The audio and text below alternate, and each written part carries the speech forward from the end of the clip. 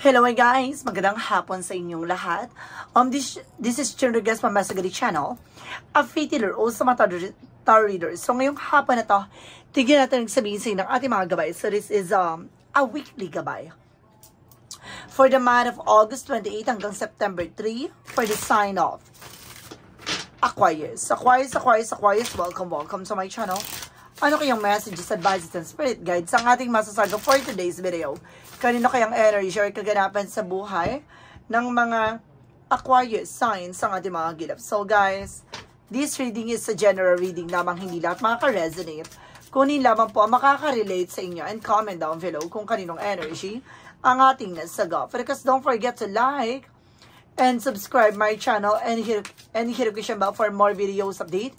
Request maraming salamat po sa mga walang sawang pagsuporta sa aking channel, lalo-lalo na ang skip ng ads na way pagpalain po kayo ng Diyos at may kapal siksik-liglig na guumapaw na biyayang manambalik sa inyo. So let's see guys, what is the messages, advice ng ating angel spirit for the sign of Aquarius. So let's see and watch this.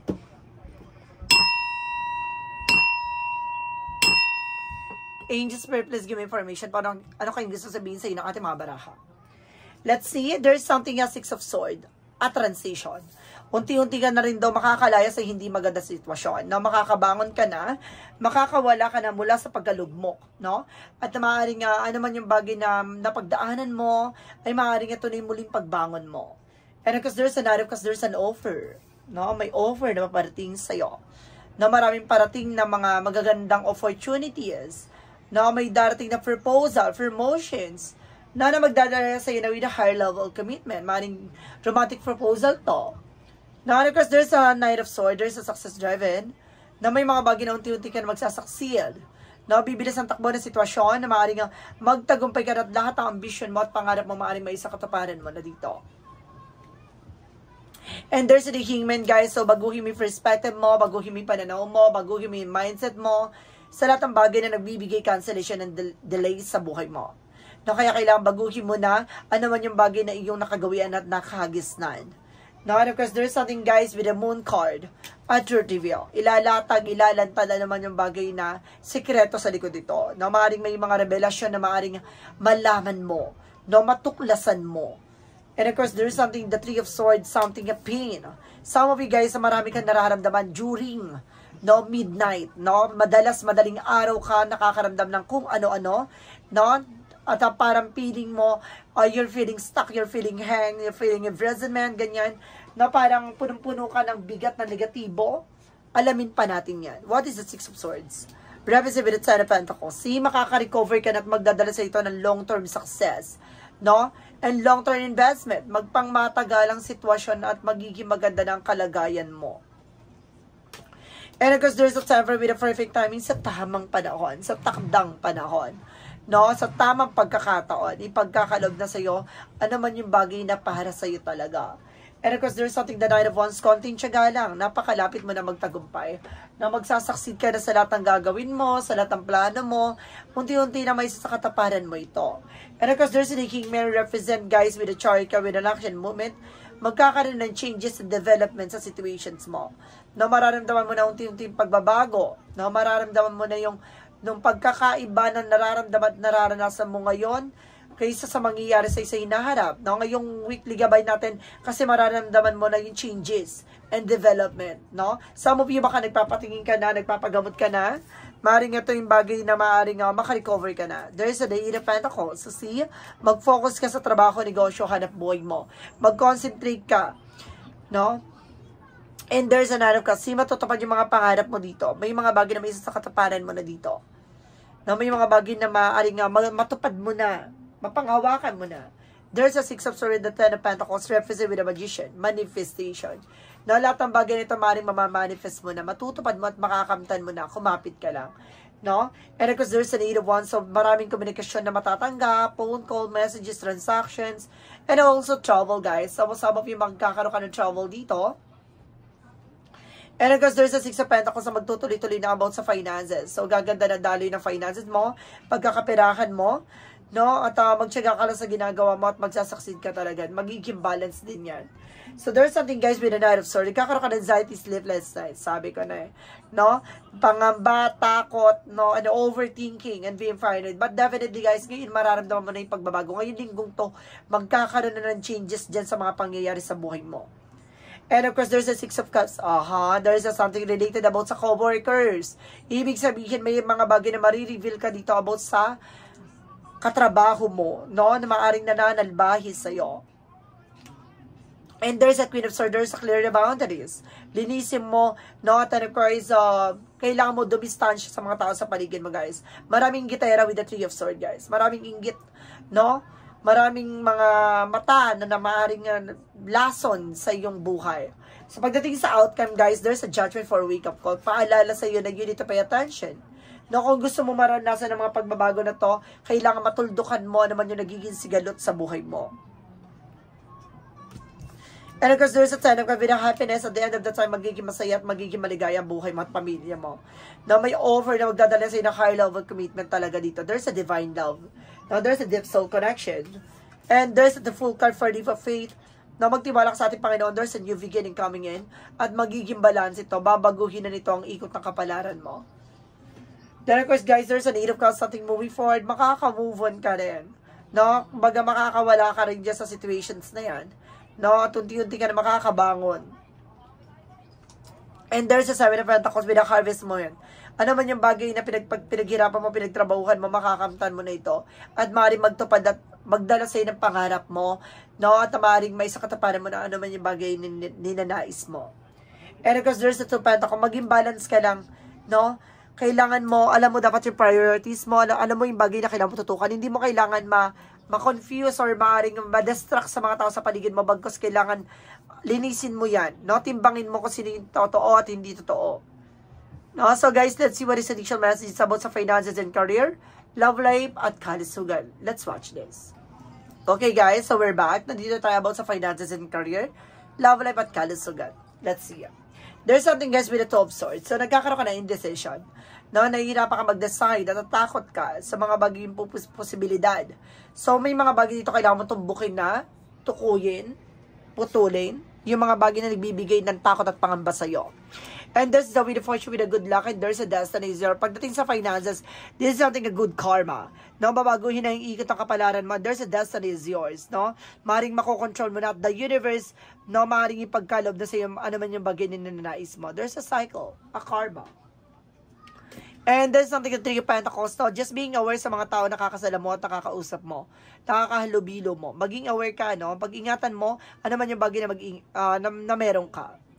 And of course, there's a high fancy, there's a lesson learned. Matuto ka na dumistansya, pangalagaan, ano man yung bagay na meron ka, especially yung mga security na impormasyon, kailangan hindi ka nag-share.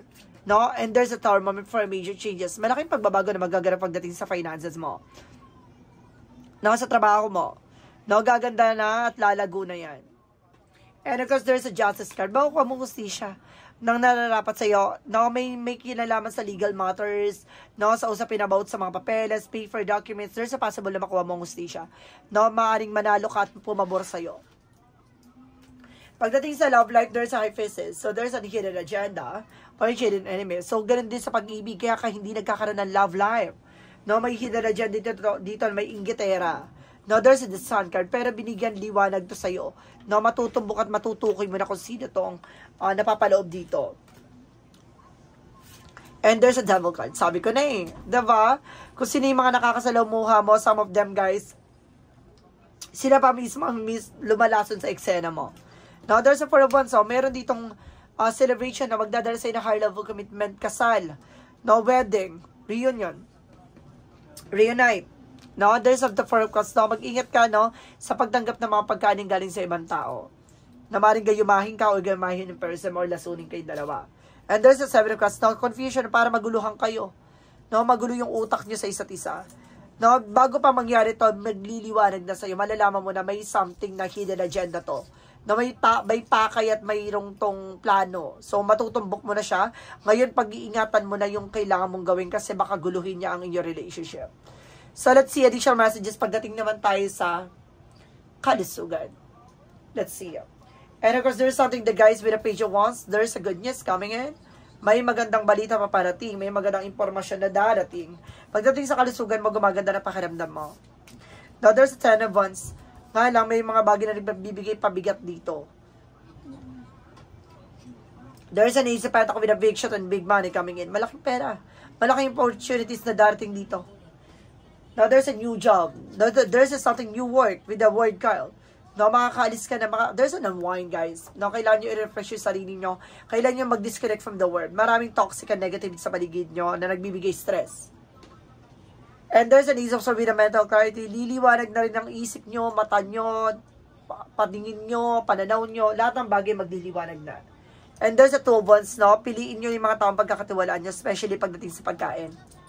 No, umiwas kayo, mag-ingat na kayo sa mga bigay-bigay. So, let's see what is additional messages with a magic of fire messages and advices. And of course, a pick a card, yes or no. So, guys, kapag may, if you are new, no, kung bago sa channel ko, ang pick a card, yes or no, guys, pwede ka magtanong. Isa lang magiging sagot dyan within 1, 2, or 3. Kung nakapili ka na ng tanong at napili ka na magiging sagot dyan within 1, 2, or 3, please comment down below kung ano number na pili mo at malalaman mo ang sagot sa dulo ng reading na to. So guys, maraming salamat sa mga nag-share ng aking video sa anumang uri na social media platforms. Maraming salamat po. At maraming salamat sa mga solid subscribers, bagong subscriber and followers natin sa anumang sulok ng mundo. Maraming salamat po sa inyo. So maraming salamat. Alamin na natin mga kaganapan sa buhay mo with the magic of fire messages and advices. So, let's watch this. So, we're back, guys. Nandito na tayo with the magic of fire messages and advices po.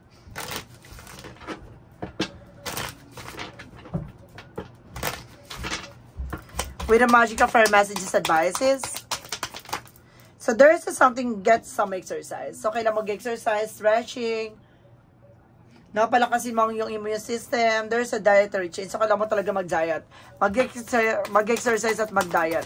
Now, there's a winter. So, ngayong winter season, the answer you need is here. So, magkakaroon ka na dito ng realization.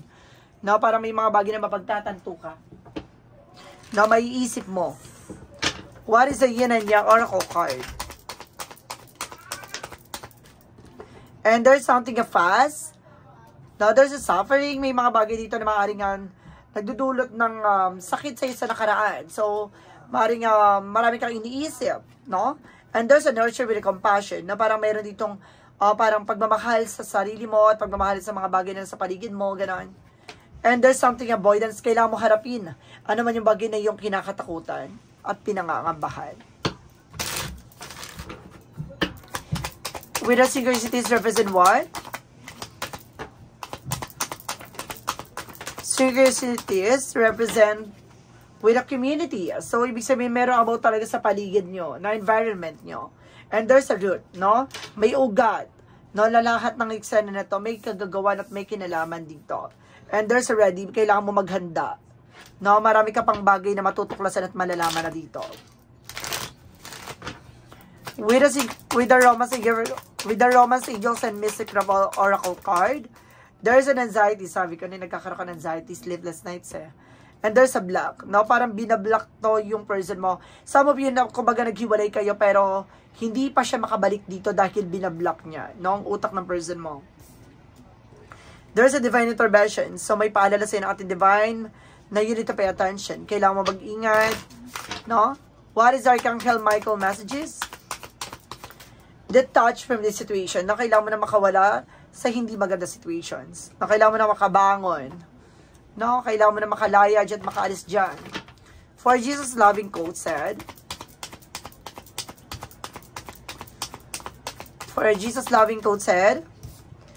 forgiven shall be forgiven. Na may mga bagay na kailangan natin pagpatawad, no? Para patawarin tayo ng ating Panginoon. Pero may mga bagay na kailangan mong protection na ng iyong sarili. Na huwag ka na muling magtitiwala at maniniwala. Sa minsan na sumira ng iyong tiwala. Angels, messages with the Money Move Oracle deck, wellness. So, oh my God, kailangan mo talaga ng live the healthier lifestyle. So, kailangan mo masusustansya pagkain, ha? Kailangan mo mag-diet, mag-exercise. No, some of you, baka tumataba ka na. Lumalapad ka na. There is a 555 for clarity. So, may mga bagay na magliliwanag dito. You aren't victim or circumstances. Rather, you are the beneficiary of it. If the worst case is the life would pretty dull, You will set yourself up for the success into the long run. If you are willing to adapt to this shift, everything is working out of the best at long last. And you are accomplishing what you set out to do, everything will work out perfectly at the end. Diba? See, magtatagumpay ka. Not lahat ng bagay na yung magliliwanag sa buhay mo. Ano ba talaga yung purpose mo? Ano ba yung kailangan mong gawin? For clarifying for a life situation. For clarifying for a life situation, represent with a shield of resilience. No, proteksyonan mo ang iyong sarili sa pagtsatsaga sa mga bagay-bagay na na magkaroon ka ng kumpiyansa at the same time ng lakas ng loob sa ginagawa mo. Huwag ka mapanghinaan ng loob, na huwag kang tamarin, gano'n. Parang yun, protection mo yung sarili mo. There is something clarifying for a love situation.